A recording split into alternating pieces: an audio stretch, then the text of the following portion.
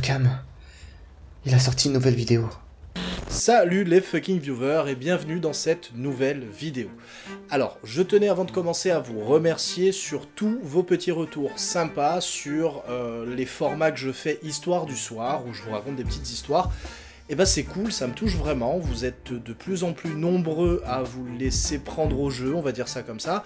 Et deuxième remerciement, tous ceux qui ont participé le mois dernier au Utip, c'était super, merci. Et d'ailleurs ceux qui sont pas encore au courant, bah, tout simplement je vous ai mis le lien en description, si vous voulez ce mois-ci y participer. Vous pouvez. L'easter egg du dernier épisode était Mr Bean, hein, je l'ai un petit peu caché vulgairement, on va dire ça comme ça, et du coup vous étiez nombreux à le trouver, félicitations, bravo à tous. Alors cette fois-ci je vous en ai caché un autre, je vais essayer un petit peu de mieux le cacher, hein, on va faire un petit peu mieux que la dernière fois. Game of Thrones est juste une série incroyable. Y a pas d'intro là? Oui, mais je l'ai mise au tout début cette fois-ci. Non mais si t'as plus envie de te faire chier, dis-le. Où j'en étais moi déjà? Oui, donc Game of Thrones, c'est une série qui est juste incroyable. Si on regarde bien, l'univers et la trame de fond qui est quand même assez riche, reste toujours l'éternel combat, on va dire ça comme ça, entre la glace et le feu. Il n'y a pas non plus de réelle saison, c'est soit c'est l'été, soit c'est l'hiver, comme disait Ned Stark. He's admitting that he's a traitor and he's condemning himself. Rien compris. D'un côté, les Targaryens avec leurs dragons, et de l'autre côté, les marcheurs blancs. Mais tout ça, on va y revenir un petit peu plus tard. On peut déjà ici, avec ces éléments, voir de la mythologie nordique, ou du moins la création du monde. Dans la mythologie scandinave, au commencement était le gouffre géant de Ginnungagap. À ses extrémités, Niflheim, le monde des glaces, et Muspelheim, le monde du feu. De leur collision naîtra le premier être vivant, Ymir, le géant de glace. On peut y voir le premier rapprochement avec deux théories. La première, les géants de la saga sont directement inspirés de lui, et ils seraient en quelque sorte ses descendants. Ils font partie des premières races, vivent loin au nord du mur, et leur langage est basé sur celui des premiers hommes, et ils parlent la vieille langue. La deuxième théorie reprend les traits du Ragnarok, la fin des temps, qui après la Grande Guerre verra renaître un nouveau monde. Dans certaines lignes, les géants de glace attaqueront le feu et le monde des dieux. De ce point de vue, ce sera donc les marcheurs blancs contre les dragons de Daenerys. Après, pour les géants, dans l'inspiration, on peut aussi voir une pseudo-fusion entre les descendants d'Ymir et les nains du monde de Nidavellir. Mais principalement ici, ce ne serait que pour justifier la taille des géants qui seraient devenus plus petits et leur aspect physique devenu plus humain. Dans la saison 4, on rencontre pour la première fois les enfants de la forêt. Ils ont vécu aux côtés des géants et on pourrait faire une liaison avec les elfes du monde de Alfheim. Ceux qui ont joué à God of War comprendront mieux, je pense, la référence. Mais revenons 2 secondes sur les marcheurs blancs, ou plutôt leur armée. Je vous ai parlé de Niflheim, qui est aussi le pays des morts, condamné à errer sans fin. Dans la série, les spectres font directement référence à ce monde et attendent de pouvoir s'en extraire lors de la grande bataille. Passons au loup des Stark. Beaucoup, et je dis bien beaucoup, s'accordent à dire qu'il s'agirait d'une référence à Fenrir. Il est le fils de Loki et d'Angrboda, la fille des géants de glace. Pour l'histoire, l'animal gigantesque était considéré comme trop puissant par les dieux. Il avait lors d'un repas arraché le bras de Tyr, le dieu du ciel. Du coup, il sera enchaîné pour l'éternité. Lors du Ragnarok, il se libérera et c'est lui qui tuera Odin. Alors pour moi, la théorie sur cette inspiration ne tient pas réellement la route. Premièrement, il est dit que Fenrir vit dans les marais, alors que dans Game of Thrones, pas du tout. Souvenez-vous, quand les Stark trouvent les louveteaux, ils sont pas, mais alors pas du tout dans les marais, ils sont dans la forêt. Et en plus, on va dire qu'ils sont pas non plus, dans la série en tout cas, des êtres très puissants. Désolé, mais ils sont quand même assez badass. Regarde Fantôme. 2 secondes. Alors oui, je suis d'accord, mais pas autant que Fenrir. Je vous rappelle au passage qu'il a quand même réussi à bouffer le bras d'un dieu et engloutir en entier Odin, le dieu de la guerre. Donc pour moi, l'inspiration scandinave sur ce point-là n'est pas recevable. La seule théorie qui tiendrait la route, ça serait celle d'Amarok, dans la mythologie inuit. Inuit, genre les Esquimaux, tout ça. Affirmatif. Il représente dans les plus vieux écrits l'esprit des loups et de la chasse. Tout comme dans les légendes amérindiennes, le loup occupe une place très importante chez les Inuits. En cryptozoologie, on l'associe au loup arctique, qui était source de terreur pour les peuples du Groenland. On le trouve principalement dans les forêts froides du nord, vit et chasse seul, à l'inverse des loups, je dirais classiques, qui eux restent en meute et parfois peuvent être sous les ordres de l'Amarok de temps à autre, car ils le considèrent comme l'alpha des alphas.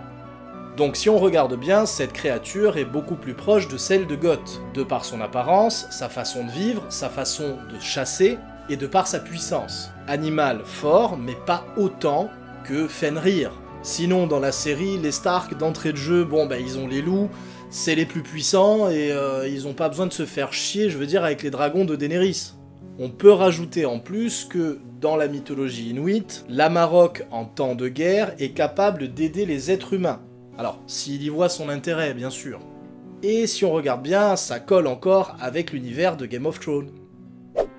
Dans beaucoup de vidéos YouTube sur le sujet des inspirations, on voit très peu de vidéos qui parlent réellement du mur. Alors je dis on voit très peu, j'ai vu très peu, peut-être que vous certainement vous en connaissez des tas, mais à l'heure actuelle, pas beaucoup pour moi.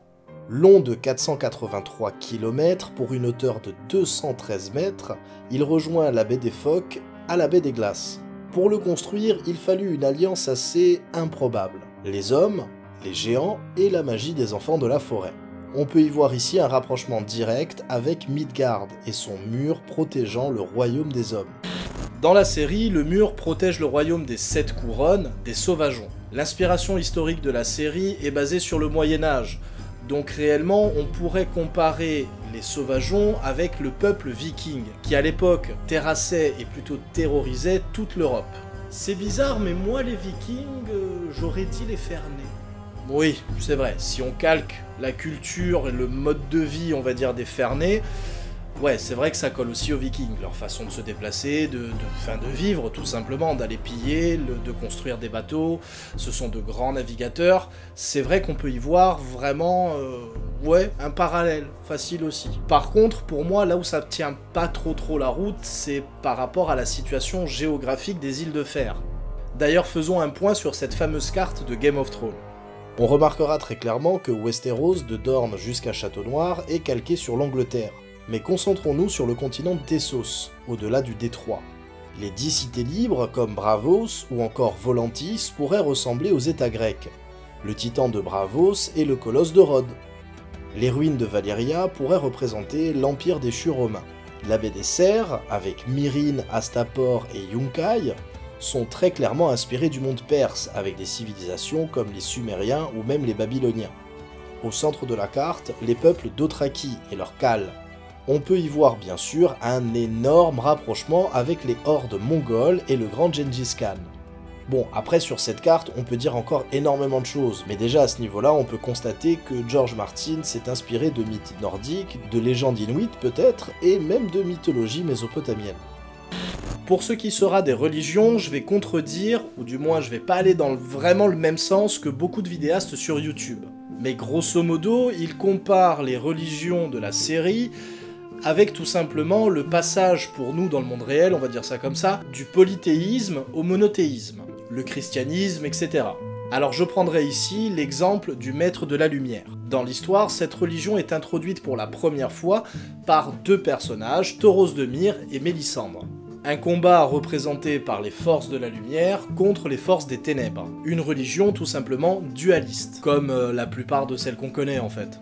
Ici, moi j'y verrais plutôt un rapprochement avec le zoroastrisme, une très vieille religion iranienne et son prophète Zarathustra, où le symbole principal du rituel est un feu permanent qui ne doit jamais s'éteindre. Et cette religion représente là, oui, pour les peuples d'Iran, le fameux passage du polythéisme au monothéisme. Sauf que eux ne cramaient pas les gens.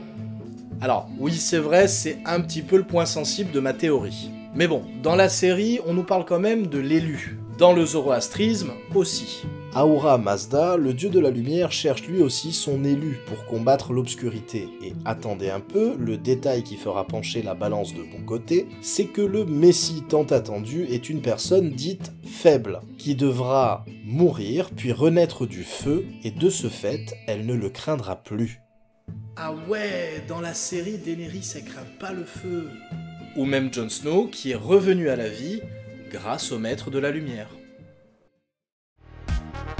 Merci encore aux tipeurs et utipeurs, merci à Charlie d'avoir prêté sa voix au début de la vidéo, et bien entendu merci à Vivek pour avoir fait l'animation de la carte. Merci beaucoup les gars. Il ne me reste plus qu'à vous dire à bientôt pour d'autres fucking vidéos.